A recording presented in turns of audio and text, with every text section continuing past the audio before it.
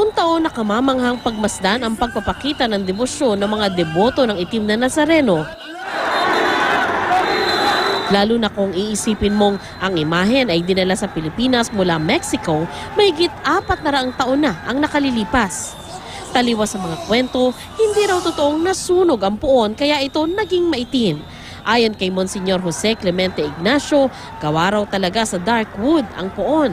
Noong 17th century, nung yung type of wood na ginamit sa Nazareno ay dark wood ito. Pareho doon sa wood na ginamit raw sa Our Lady of Antipolo. Taong 1606, nang inilaga ang puon sa simbahan ni San Juan Bautista sa Bagong Bayan na bahagi na ngayon ng Luneta. Noong 1608, inilipat naman ang imahen